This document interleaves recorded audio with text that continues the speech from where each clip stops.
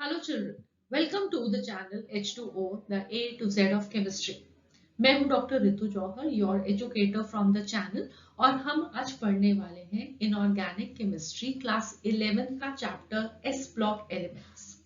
ये चैप्टर की लर्निंग हम जेई और नीट एग्जामिनेशन दोनों के पॉइंट ऑफ व्यू से करने वाले हैं, और उसके लिए बहुत इंपॉर्टेंट है कि हम अपनी एनसीईआरटी टेक्स्ट बुक को बहुत अच्छे से रीड करें, बहुत अच्छे से लर्न करें, क्योंकि पिछले 2-3 साल से जेई और नीट दोनों एग्जामिनेशन में inorganic chemistry NCERT text book based ही आ रही है। इनफैक्ट बहुत सारे क्वेश्चंस एनसीईआरटी टेक्स्ट बुक की लाइंस को उठा के ही फ्रेम किए जा रहे हैं। इसलिए एनसीईआरटी टेक्स्ट बुक की रीडिंग बहुत इंपॉर्टेंट है और उसको अच्छे से अंडरस्टैंड करना बहुत जरूरी है। सो हमारे इस सीरीज में सारे के सारे एनसीईआरटी टेक्स्ट बुक को हम बहुत अच्छे से रीड करेंगे, बहुत अच्छे से अंडरस्टैंड करेंगे। आज के इस लेक्चर में, लेक्चर नंबर 1 में, हम atomic and physical properties of the S block elements को स्टडी करेंगे। तो चलिए शुरू करते हैं आज की पढ़ाई। सो एस ब्लॉक एलिमेंट्स की पढ़ाई कैसे शुरू करेंगे? वेल, सबसे पहले understanding of the periodic table. तो पीरियोडिक टेबल आप सब लोग ने क्लास 10th में भी स्टडी किया है, क्लास 11 में भी डिटेल्ड अंडरस्टैंडिंग की है।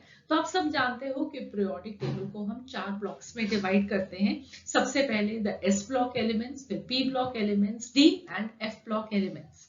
तो ग्रुप 1 और 2 के एलिमेंट्स को हम बोलते हैं S block elements. Group 13 to group 18 के एलिमेंट्स को हम बोलते हैं P block elements. The D block elements, they are from the group 3 to 12 elements, and the F block ये ग्रुप 3 के ही कुछ एलिमेंट्स हैं जिनके हम पीरियोडिक टेबल में लोअर डाउन रखते हैं, और वो F ब्लॉक की फिलिंग होती है। उसके अंदर जो लास्ट इलेक्ट्रॉन जाता है that goes into the F orbitals. I hope that is all very clear to you people, right? तो ग्रुप 1-2 के एलिमेंट्स, ग्रुप 13 एंड 8 टू 18 के elements, that is the S block elements और P block elements को हम इकट्ठा करके combine करके बोलते हैं नॉर्मल या रिप्रेजेंटेटिव एलिमेंट्स। जबकि डी ब्लॉक एलिमेंट्स को हम बोलते हैं transition elements, and F block elements को हम बोलते हैं इनर ट्रांजिशन एलिमेंट्स। जो नॉर्मल रिप्रेजेंटेटिव एलिमेंट्स हैं, they are generally very reactive elements, therefore they are not found in the native state, right? तो वो फ्री स्टेट में एग्जिस्ट नहीं करते क्योंकि वो बहुत ज्यादा रिएक्ट करते हैं, तो वो जनरली हमें कंपाउंड फॉर्म्स में मिलेंगे। और first member of the respective group differs from the lower ones in case of the representative elements, जिसके बारे में हम वन बाय वन जैसे जैसे हर एक ग्रुप की डिस्कशन करेंगे हम उसे अंडरस्टैंड करेंगे। So here now you can look at the periodic table. So periodic table में group 1 and group 2 के elements, the S block elements, जिसे हमें इस कोर्स में डिटेल में अंडरस्टैंड करना है। ग्रुप 13 से ग्रुप 3 के elements, the P block elements. Group number 3 से लेके ग्रुप नंबर 12 तक द डी ब्लॉक एलिमेंट्स। और यहाँ पे ग्रुप नंबर 3 में period number 6 and period number 7 में what you can see is the lanthanoids and the actinoids, जो कि यहाँ पे आपको पीरियोडिक टेबल में नहीं दिखाई दे रहे because of the lack of space, और हमें यहाँ पे पढ़ना एस ब्लॉक एलिमेंट्स को है, so that is why they are not visible. But group number 3 में पीरियड नंबर 6 में 14 elements, they are the lanthanoids and the actinoids. The 14 elements of the actinoid series, they also lie over here in group 3 period number 7. ठीक है, तो चलिए अब शुरू करते हैं एस ब्लॉक एलिमेंट्स की पढ़ाई, reading of the NCERT text book.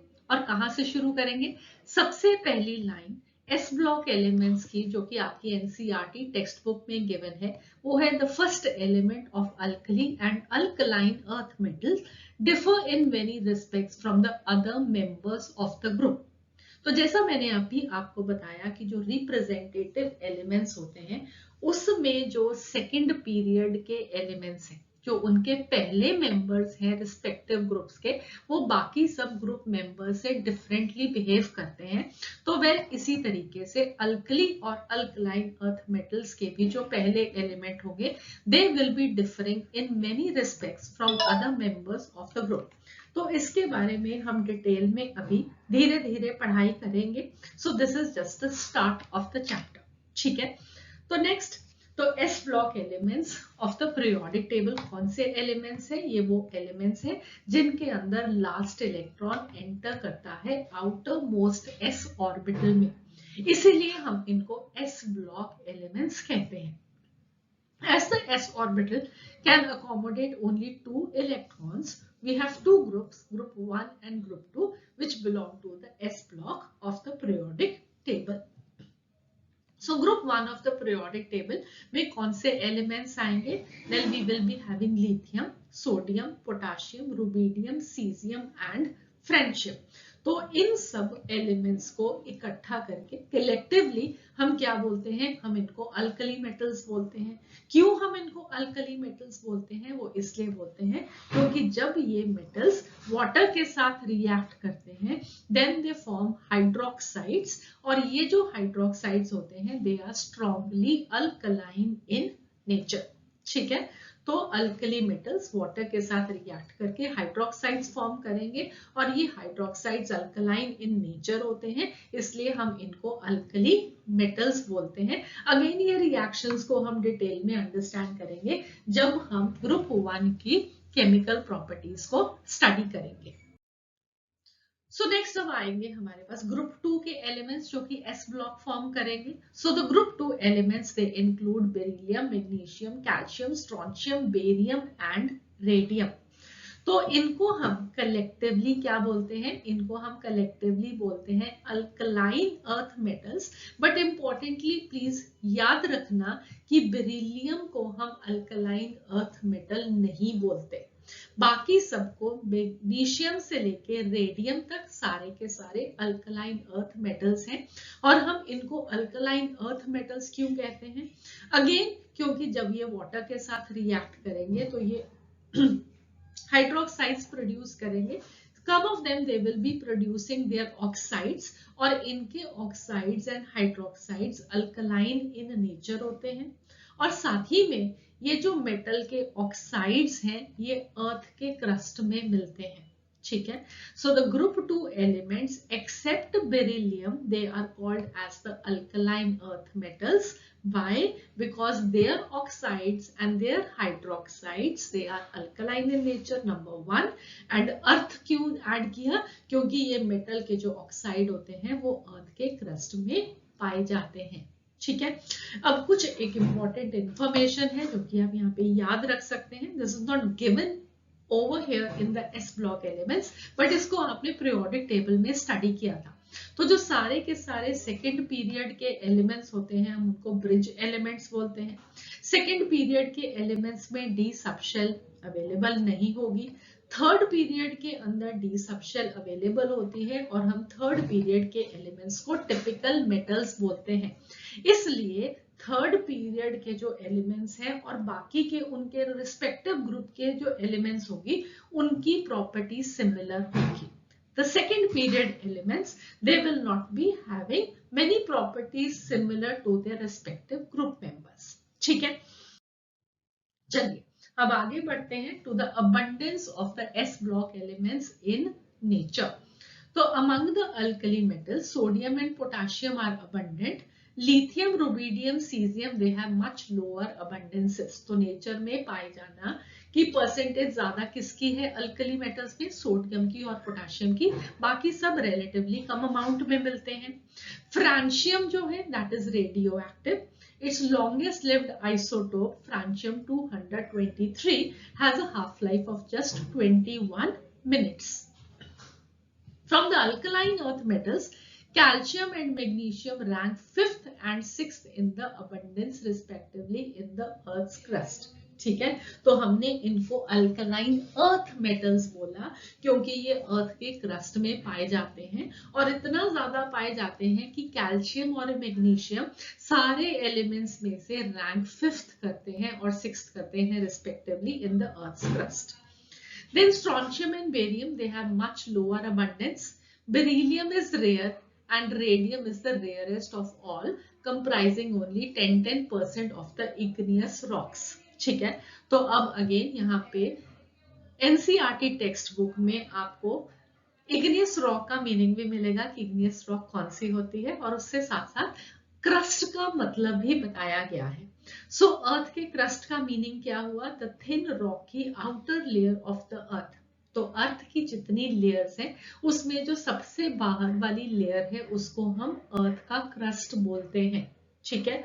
और इग्नियस रॉक कौन सी होती है? Igneous rock is a type of rock which is formed from the magma, the molten rock that has cooled and hardened, ठीक है। तो जब वॉल्केनिक इरप्शंस होती हैं, वॉल्केनो का विस्फोट होता है, उसमें से जो मैग्मा निकलता है, मोल्टन रॉक मटेरियल निकलता है, जब वो ठंडा होता है, हार्ड होता है, तो जो उससे रॉक्स बनती हैं उनको हम इग्नियस रॉक्स बोलते हैं। और बेरिलियम एंड रेडियम हमें उन्हीं रॉक्स में मिलता है, बट बहुत ही कम परसेंटेज में मिलता है, ठीक है। So I hope this is clear कि अल्कली मेटल्स में सोडियम एंड पोटेशियम की अबंडेंस बहुत ज्यादा होती है, और अल्कलाइन अर्थ मेटल्स में से कैल्शियम और मैग्नीशियम की अबंडेंस ज्यादा है अर्थ के क्रस्ट में। फ्रांशियम रेडियो एक्टिव है, ठीक है, ऐसे ही रेडियम भी रेडियो एक्टिव है। Next we move on to the general electronic configuration of the S block elements in nature. तो ये सबके लिए आई होप बहुत आसान है कि general electronic configuration S block elements की क्या होती है। NS1 for the alkali metals and NS2 for the alkaline earth metals. तो फॉर एग्जांपल अगर हम अल्कली मेटल्स की बात करें तो लिथियम से शुरू करते हैं। हाइड्रोजन ये यूनिक एलिमेंट है, इसकी प्रॉपर्टीज जो होती हैं वो अल्कली मेटल्स के साथ भी मिलती हैं और हेलोजेंस के साथ भी मिलती हैं, जिसे आपने ऑलरेडी पढ़ा हुआ है जब आपने हाइड्रोजन को पढ़ा था, ठीक है। तो हम शुरू करते हैं लिथियम से। सो लिथियम जिसका एटॉमिक नंबर है 3, तो configuration is 1s2 2s1। Sodium 11 1s2 2s2 2p6 3s1। तो हम देख रहे हैं कि आउटर मोस्ट शेल में NS ऑर्बिटल में सिर्फ एक ही इलेक्ट्रॉन प्रेजेंट है अल्कली मेटल्स में। और अगर हम अल्कलाइन अर्थ मेटल्स की कॉन्फ़िगरेशन को देखेंगे तो बेरिलियम के केस में 2s2, मैग्नीशियम के केस में 3s2, कैल्शियम के केस में 4s2। So they have a general electronic configuration of NS2. Outermost shell has only the 2 electrons in the s orbital in case of the alkaline earth metals and 1 electron in case of the alkali metals, ठीक है। इसीलिए हम इनको s block elements बोलते हैं क्योंकि last electron is going into the s orbitals, ठीक है। So I hope this is clear. Next अब हम इम्पोर्टेंट टर्म पे अंडरस्टैंडिंग पे चलते हैं which is called as the diagonal relationship. तो हमने अभी थोड़ी देर पहले पढ़ा था कि जो ग्रुप 1 और ग्रुप 2 के पहले एलिमेंट्स हैं उनकी प्रॉपर्टीज कुछ डिफरेंट है बाकी सब members of the respective group से। तो लिथियम की बाकी के अल्कली मेटल से प्रॉपर्टीज में डिफरेंस होगा, बेरिलियम की अल्कलाइन अर्थ मेटल्स के जो प्रॉपर्टीज है उनसे कुछ डिफरेंस होगा, ठीक है। तो in these anomalous properties they resemble the second element of the following group, right. इसका मीनिंग क्या है? इसका मीनिंग ये है कि लिथियम जो है उसकी प्रॉपर्टीज अपने से नेक्स्ट ग्रुप के सेकंड मेंबर से मिलती हैं, बेरिलियम की अपने से नेक्स्ट ग्रुप के सेकंड मेंबर से मिलती हैं प्रॉपर्टीज, ठीक है। So in these anomalous properties they resemble the second element of the following group. और यहाँ पे हम फॉलोइंग ग्रुप की बात कर रहे हैं तो हम सिर्फ रिप्रेजेंटेटिव एलिमेंट्स की बात कर रहे हैं, ठीक है। सो यहाँ पे ग्रुप 1 है, ग्रुप 2 है, उसके बाद ये ग्रुप 13 है, बट इसके बीच में क्या है? इसके बीच में है D block element. So we are not discussing them over here, right. तो लिथियम की प्रॉपर्टीज मिलेंगी मैग्नीशियम के साथ, बेरिलियम की प्रॉपर्टीज मिलेंगी एल्यूमिनियम के साथ, और ये एक क्या रिलेशनशिप है? इस रिलेशनशिप को हम बोलते हैं diagonal relationship in the periodic table, right. और ये डायगोनल रिलेशनशिप क्यों है? क्यों ऐसा है कि पहला मेंबर ऑफ द ग्रुप की जो प्रॉपर्टीज हैं वो नेक्स्ट ग्रुप के सेकंड मेंबर से रिजेंबल करती हैं? वो इसलिए है क्योंकि there is a similarity in the ionic sizes and और the charge to radius ratio of these elements. अब इसका मीनिंग क्या है? Let us take an example. अगर आप देखोगे comparison between lithium and magnesium, तो लिथियम का जो एटॉमिक रेडिया है दैट इज 152 पिकोमीटर, मैग्नीशियम का 160 पिकोमीटर। आयनिक रेडिया क्या है, लिथियम आयन का 76 पिकोमीटर, मैग्नीशियम आयन का आयनिक रेडिया क्या है 72 picometer. So what you are seeing over here is कि atomic radii and ionic radii lithium और मैग्नीशियम के कंपेरेबल हैं, ठीक है। सो जब हम पीरियोडिक टेबल में लेफ्ट टू राइट मूव करते हैं तो साइजेस डिक्रीज करते हैं, और जैसे ही हम डाउन द ग्रुप जाते हैं तो साइजेस इंक्रीज करते हैं। So we see that there is a similarity in the atomic and ionic sizes, ठीक है।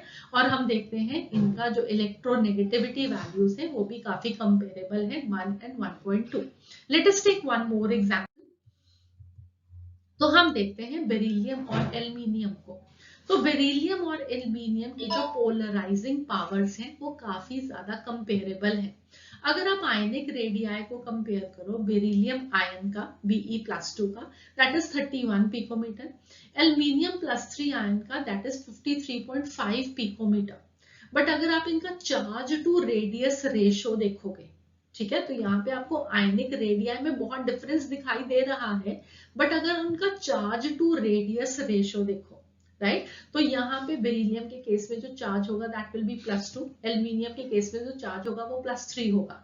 सो +2 divided by this 31 and +3 divided by 53.5, what you will find is कि जो चार्ज टू रेडियस रेशो है that is almost similar to one another, ठीक है। सो beryllium का charge to ratio is 0.064, whereas aluminium का charge to radius ratio is 0.060। सो इनका charge to radius ratio comparable है, इसलिए हम देखते हैं कि इनकी जो पोलराइजिंग पावर्स हैं वो कंपेरेबल हैं, इसलिए हम इनके बीच में प्रॉपर्टीज में काफी सिमिलैरिटी देखते हैं, ठीक है। सो आई होप अब आपको ये डायगोनल रिलेशनशिप अंडरस्टैंड हुआ, और ये क्यों ऐसा है ये भी अंडरस्टैंडिंग अच्छे से आ गई है। नेक्स्ट हमारे पास है कुछ important uses some of the S block elements के। ये सारे के सारे यूजेस नहीं है, प्लीज डू रिमेम्बर कि आगे जब आप एनसीईआरटी टेक्स्ट बुक को और रीड करेंगे तो आपको कुछ और यूजेस मिलेंगे और आपको सारे के सारे याद करने हैं, क्योंकि बहुत फ्रिक्वेंटली जेईई और नीट एग्जामिनेशन में दीज आर कमिंग, ठीक है। तो हमें सारे यूजेस को अच्छे से समझना है और याद करना है। तो वेल अभी यहाँ पे जैसे जैसे हम एनसीईआरटी को आगे रीड कर रहे हैं, let us understand these uses.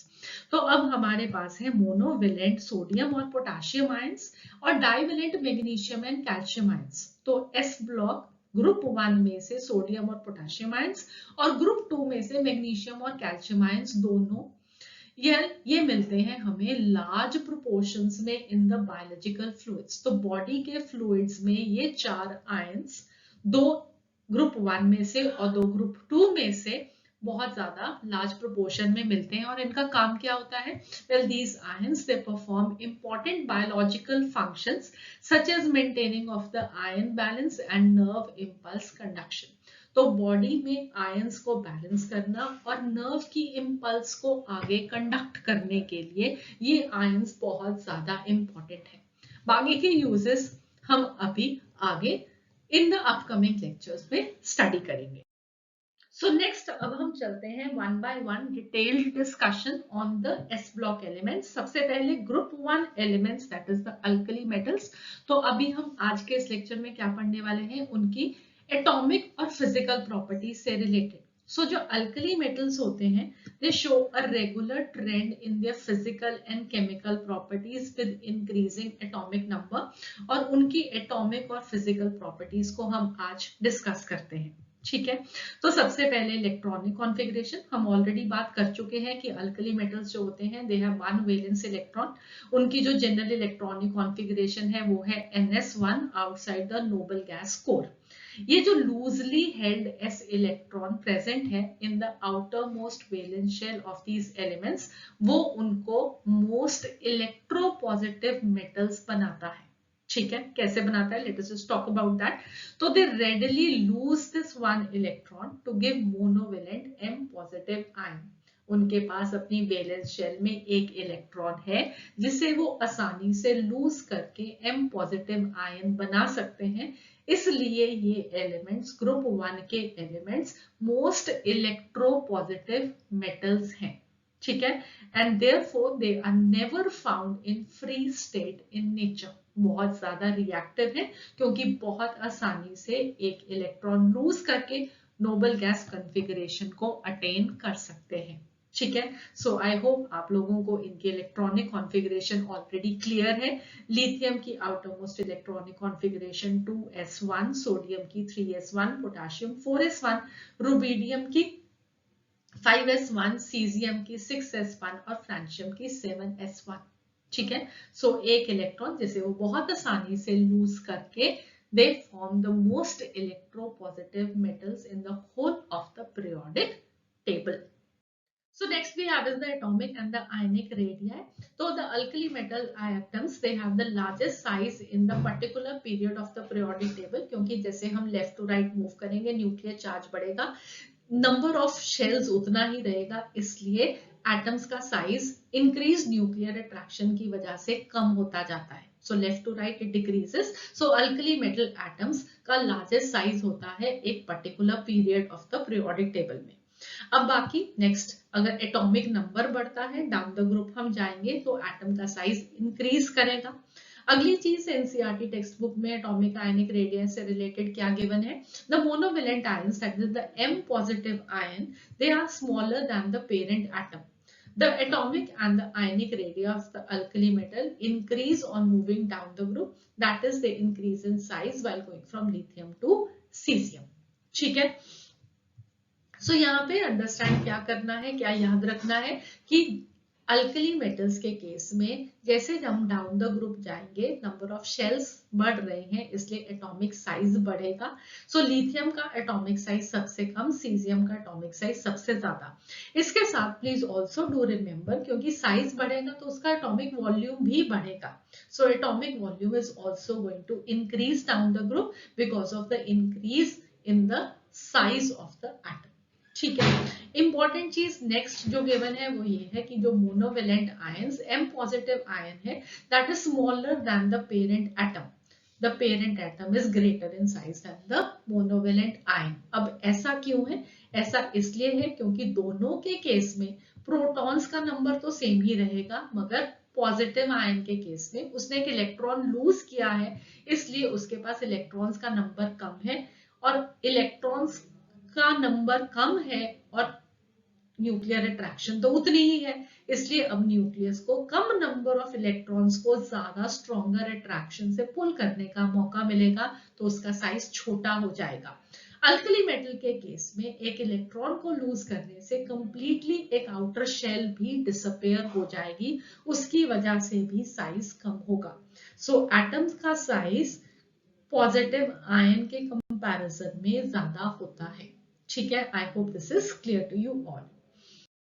So next है आयनाइजेशन एंथैल्पी। तो एक न्यूट्रल गैसियस एटम में से एक इलेक्ट्रॉन को निकालने के लिए जितनी एनर्जी रिक्वायर्ड होती है उसे हम आयनाइजेशन एंथैल्पी बोलते हैं। तो अल्कली मेटल के केसेस में जो आयनाइजेशन एंथैल्पीज होती हैं दे आर क्वाइट लेस, ठीक है, and they decrease down the group from lithium to caesium. Why do this happen? Well इसलिए होता है because the effect of the increasing size outweighs the increasing nuclear charge and the outermost electron is very well screened from the nuclear charge. तो जैसे जैसे हम down the group जाते हैं वैसे वैसे साइज बढ़ता है, न्यूक्लियर चार्ज भी बढ़ता है, बट हम देखते हैं कि इंक्रीजिंग साइज का इफेक्ट ज्यादा है। तो बाहर का इलेक्ट्रॉन न्यूक्लियर चार्ज से बहुत दूर हो जाता है और हेंस उसको रिमूव करना आसान हो जाता है, ठीक है। So down the group the ionization enthalpy is going to decrease. Lithium की आयनाइजेशन एंथैल्पी ज्यादा, जैसे जैसे एटॉमिक साइज बढ़ता जाएगा वैसे वैसे आयनाइजेशन एंथैल्पी डिक्रीज कर जाएगी, हमें इलेक्ट्रॉन निकालना आसान हो जाएगा। तो इसका एक रिलेटेड इंपॉर्टेंट चीज जो आपको याद रखनी है वो है उसका इलेक्ट्रोपॉजिटिव कैरेक्टर। तो अगर आयनाइजेशन एंथैल्पी सीजियम की सबसे कम है तो उसमें से इलेक्ट्रॉन को निकालना सबसे आसान हुआ, इसलिए उसका इलेक्ट्रोपॉजिटिव कैरेक्टर सबसे ज्यादा होगा। ठीक है, सो डू रिमेंबर कि the electropositive character is going to increase down the group by because the ionization enthalpy is decreasing down the group. ठीक है, next important property hydration enthalpy. तो जब भी हम किसी अल्कली मेटल आयन को water में डालेंगे तो वेल वो आयन जो है वो हाइड्रेट होगा, उसकी अट्रैक्टिव फोर्सेस बढ़ेंगी टूवर्ड्स वाटर और उसकी वजह से there will be release of energy. ठीक है, और उस एनर्जी को हम क्या बोलेंगे, हाइड्रेशन एंथैल्पी। तो वेल अब हाइड्रेशन एंथैल्पी के लिए आपको इंपॉर्टेंटली याद क्या करना है कि hydration enthalpy of the alkali metal ions they decrease with increase in the ionic sizes. Now why is this so? Please do remember कि जो हाइड्रेशन एनर्जी होती है that is directly proportional to charge by size ratio. अब alkali metal के ions के case में अगर हम एक कंपैरिजन कर रहे हैं तो चार्ज तो सब में सेम ही रहेगा, +1 चार्ज, बट साइज को क्या हो रहा है, जैसे जैसे हम डाउन द ग्रुप जा रहे हैं साइज इंक्रीज कर रहा है। साइज इंक्रीज करेगा तो हाइड्रेशन एंथैल्पी डिक्रीज करेगी। सो डाउन द ग्रुप जाते हुए अल्कली मेटल के आयंस की हाइड्रेशन एंथैल्पी की वैल्यूज डिक्रीज करती है। Right, so lithium ion has the maximum degree of hydration और इसकी वजह से लिथियम सॉल्ट्स जो होते हैं वो मैक्सिमम हाइड्रेटेड होते हैं। For example lithium chloride 2H2O। सो यहाँ पे इंपॉर्टेंटली प्लीज डू रिमेंबर कि hydration enthalpy down the group decrease करेगी। इसके साथ इंपॉर्टेंट चीज और है जो कि आपको याद रखनी है और वो क्या है, आयनिक मोबिलिटी। जब एक आयन की हाइड्रेशन हो जाती है राइट, उसके वो एक जो आयन है वो वाटर मॉलिक्यूल से सराउंड हो गया। ठीक है, तो अब ये वाला जो आयन है इसका हाइड्रेटेड आयन कहेंगे। हाइड्रेटेड आयन का साइज अब बढ़ गया, तो जब वो एक्विस सॉल्यूशन में मूव करेगा तो उसकी आयनिक मोबिलिटी जो है वो कम हो जाएगी। सो ionic mobility in aqueous solution is inversely proportional to hydration enthalpy. Hydration enthalpy ज्यादा तो आयनिक मोबिलिटी कम। तो एक्वस सॉल्यूशन में आयनिक मोबिलिटी सबसे कम किसकी होगी, लिथियम आयन की। सीजियम आयन की आयनिक मोबिलिटी सबसे ज्यादा होगी। ठीक है, so next we have is the physical properties. और सबसे पहले alkali metals they are silvery white soft light metals. Because of the large size, these elements they have low density. Density is mass upon volume. तो अगर size बढ़ेगा तो density सबसे कम होगी. So which increases down the group from lithium to cesium, right? However, potassium is lighter than sodium. Next, the melting and the boiling points of the alkali metals they are low, which indicates weak metallic bonding due to the presence of only a single valence electron in them. तो इनमें सिर्फ single valence electron है, इसकी वजह से इनकी metallic bonding week है। Metallic bonding week होने की वजह से अल्कली मेटल्स के मेल्टिंग और बॉइलिंग पॉइंट्स लो होते हैं। ठीक है, तो इंपॉर्टेंट चीजें याद रखने वाली क्या है, पहली बात कि strength of the metallic bond is inversely proportional to atomic size. जैसे जैसे एटॉमिक साइज बढ़ेगा वैसे वैसे मेटालिक बॉन्ड की स्ट्रेंथ कम होगी। अगर मेटालिक बॉन्ड की स्ट्रेंथ कम होगी तो सॉफ्टनेस इंक्रीज करेगी और हार्डनेस डिक्रीज करेगी। इसलिए अल्कली मेटल्स जिनके लार्जेस्ट साइजेस हैं अपने रिस्पेक्टिव पीरियड में, they are the softest metals. ठीक है, और डाउन द ग्रुप अगर हम लिथियम से सीजियम जाएंगे तो साइज बढ़ेगा तो मेटालिक बॉन्ड की स्ट्रेंथ कम होगी तो वो सॉफ्टनेस इंक्रीज करेगी या हार्डनेस डिक्रीज करेगी। ठीक है, दूसरी चीज हमने बात की आज डेंसिटी की। तो डेंसिटी का क्या ऑर्डर है, डाउन द ग्रुप जाते हुए डेंसिटी इंक्रीज करती है।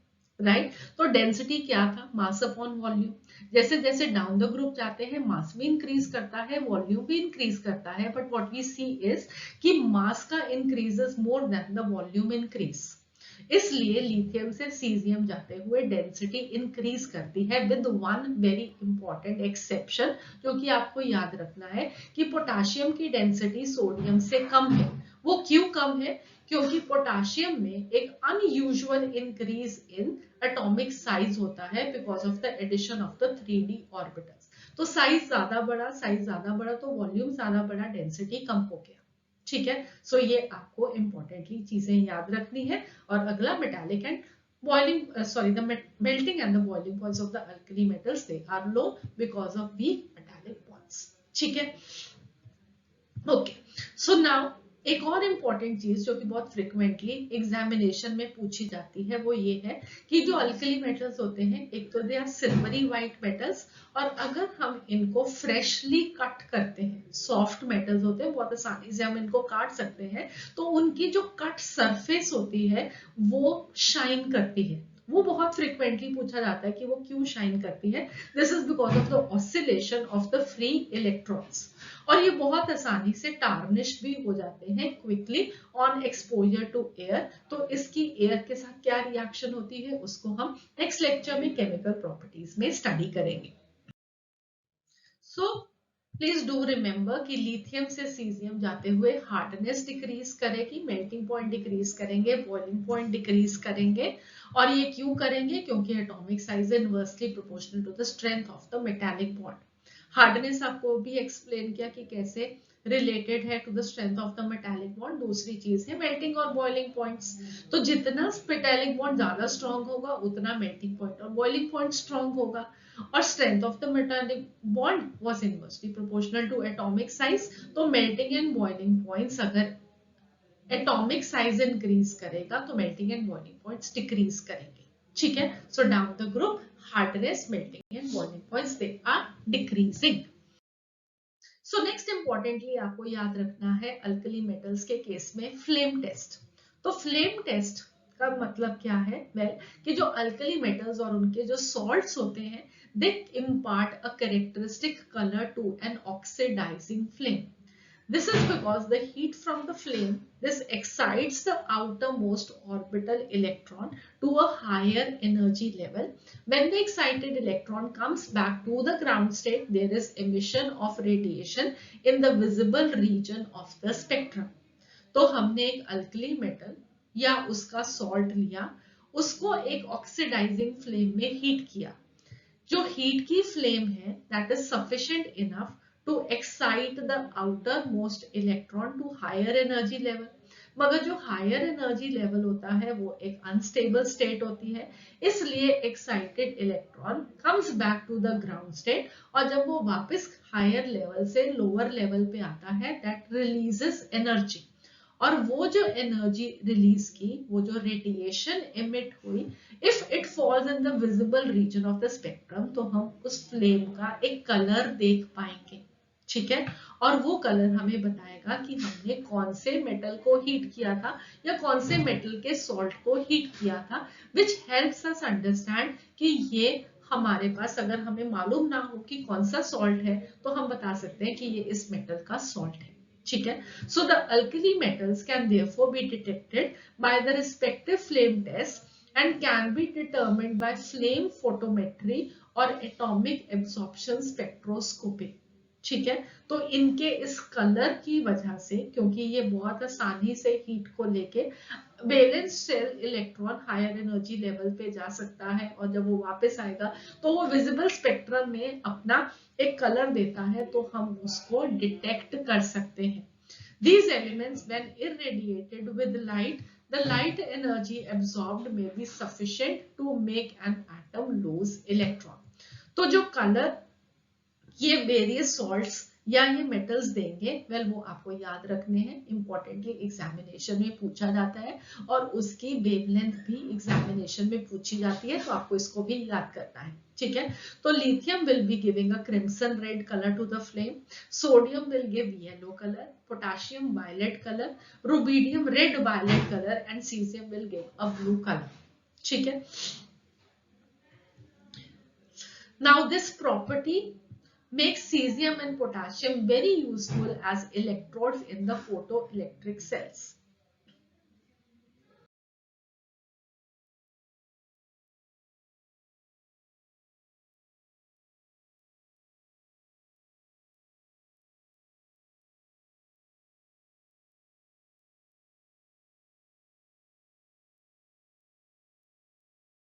So next, now what you can see on your screen is how the flame test is done. ये क्यों important है? क्योंकि ये आपकी प्रैक्टिकल केमिस्ट्री का पार्ट है और ये क्वेश्चन भी आपको एग्जामिनेशन में पूछे जाते हैं, ठीक है? इसलिए मैं आपको यहाँ पे एक्सप्लेन कर रही हूँ how this flame test is perform. तो इस फ्लेम टेस्ट को परफॉर्म करने के लिए हम क्या करते हैं, हम एक प्लैटिनम वायर लेते हैं, उसका एक लूप बनाते हैं, उस लूप को एक पेस्ट में डिप करते हैं। काहे की पेस्ट होती है? वेल, हमने एक थोड़ा सा क्वांटिटी सॉल्ट का लेके उसमें 2-3 ड्रॉप्स कंसंट्रेटेड HCl की डालते हैं, उनको मिक्स करके उसका पेस्ट बनाते हैं और उसमें ये प्लैटिनम लूप को डिप करते हैं और फिर उस प्लैटिनम लूप जिसके ऊपर हमने सॉल्ट लगाया है उसको हम हीट करते हैं फ्लेम में। कौन सी फ्लेम में? नॉन ल्यूमिनस फ्लेम में या ऑक्सीडाइजिंग फ्लेम में। अब ये नॉन ल्यूमिनस फ्लेम या ऑक्सीडाइजिंग फ्लेम कौन सी होती है? वेल, अगर अब आप ये फ्लेम देखोगे तो फ्लेम के में जो बाहर वाला आउटर मोस्ट पोर्शन होता है वो एक नॉन ल्यूमिनस फ्लेम होता है, वो कलर नहीं इम्पार्ट करता, that is a blue coloured flame. और उससे जो इनर मिडिल जोन होता है, well that is the luminous zone, जहां पे आपको वो येलो व्हाइट लाइट दिखाई देती है, ठीक है? तो जो ल्यूमिनस जोन होता है that is the oxidising flame, जहां से हम एक इलेक्ट्रॉन को हायर मोस्ट ऑर्बिट्स में हीट करके भेज सकते हैं। So that is oxidizing in nature, it causes the loss of electrons, ठीक है? और जो इनर मिडिल पोर्शन है, इनर नहीं कहूंगी क्योंकि एक फ्लेम के 3 पोर्शन है, जो इनर मोस्ट पोर्शन होता है, वेल वहां पे अनबर्न कार्बन पार्टिकल्स होते हैं, मिडिल जोन होता है which is the reducing flame और the luminous portion of the flame, और outermost is the blue flame, this is the oxidising flame और it is the non luminous part of the flame. तो हमें उसको heat किस में करना है? नॉन ल्यूमिनस फ्लेम में, बाहर वाले पोर्शन में हीट करना है, ठीक है? तो जब हम उसको हीट करेंगे तो वे it is going to cause enough energy to move the electron to the higher level से जब वो lower level पे आएगा तो well we will be able to see the color in the visible light और उस कलर से हम डिटेक्ट कर पाएंगे कि कौन से सॉल्ट को हमने हीट किया। फॉर एग्जाम्पल अगर गोल्डन येलो कलर आएगा तो हमें पता चल जाएगा कि वो सोडियम का सॉल्ट है, ठीक है? So this helps in the detection of the alkali metals. So finally, I come up to the last slide for today's lecture. ये सारी की सारी हमारे एटॉमिक और फिजिकल प्रॉपर्टीज की वैल्यूज हैं जो कि एनसीईआरटी टेक्स्ट बुक में गिवन है। आपको इनको याद नहीं करना है, सिर्फ इसमें अंडरस्टैंड करना है कि क्या ट्रेंड्स है, राइट? तो उनके एटॉमिक नंबर, उनके एटॉमिक मास, इलेक्ट्रॉनिक कॉन्फ़िगरेशन की outer most electron is in the NS1 configuration. Ionization enthalpies आप देख सकते हैं कि डाउन द ग्रुप डिक्रीज करती हैं, राइट? सो 520 से -375 तक जा रही हैं। सीजियम की अगर बात करें तो 370, तो down the group ionization enthalpies decrease करती हैं। हाइड्रेशन एंथैल्पी की वैल्यू देखेंगे तो लिथियम की हाइड्रेशन एंथैल्पी सबसे ज्यादा थी, डाउन द ग्रुप जाएंगे तो नेगेटिव वैल्यूज डिक्रीज कर रही हैं, मतलब कम एनर्जी रिलीज हो रही है। मेटालिक रेडियस साइज इंक्रीज करेगा, डाउन द ग्रुप इंक्रीज करेगा। Ionic radius down the group increase करेगा। Melting and boiling points lithium के ज्यादा होंगे, डाउन द ग्रुप डिक्रीज करेंगे। डेंसिटी को अगर आप देखोगे तो मैंने आपको बताया था कि डाउन द ग्रुप इंक्रीज करती है, एक्सेप्ट पोटाशियम की जो डेंसिटी होती है वो सोडियम से कम होती है, ठीक है? तो आपको इन्हीं ट्रेंड्स को स्टडी करते हुए अंडरस्टैंड करना है। What you can see over here is the reduction potential values also. In reduction potential values को हम डिस्कस करेंगे एक बार जब हम केमिकल प्रॉपर्टीज को स्टडी करेंगे। And otherwise you can also see their occurrence in the lithosphere. हमारे अर्थ की क्रस्ट में इनकी occurrence को भी आप देख सकते हैं यहाँ पे। So इसके साथ हमारा आज का ये लेक्चर यहीं पे फिनिश होता है। हम नेक्स्ट लेक्चर में फिर से कंटिन्यू करेंगे। हम डिस्कस करेंगे ग्रुप 1 एलिमेंट्स की केमिकल प्रॉपर्टीज एंड यूजेस। तो हम स्लो एंड स्टेडीली सारी के सारी एनसीईआरटी टेक्स्ट बुक को इस तरीके से पढ़ते जाएंगे, याद करते जाएंगे, इंपॉर्टेंट पॉइंट्स को देखते जाएंगे, सो दैट कि आप अपने एग्जामिनेशन में बहुत ही अच्छा परफॉर्म कर सकते। तो अगर आपको ये लेक्चर अच्छा लगा तो please do click on the like link, do subscribe to the channel अगर अभी तक आपने नहीं किया है, and do share it with your friends. आपको इस चैनल पे इनऑर्गेनिक केमिस्ट्री की बहुत इजी ट्रिक्स मिलेंगी, बहुत डिटेल्ड लेक्चर्स मिलेंगे और बहुत सारे और कंसेप्ट्स भी मिलेंगे। So do just check on the playlists so that you can do very well in your exams. Best wishes all of you. Bye bye.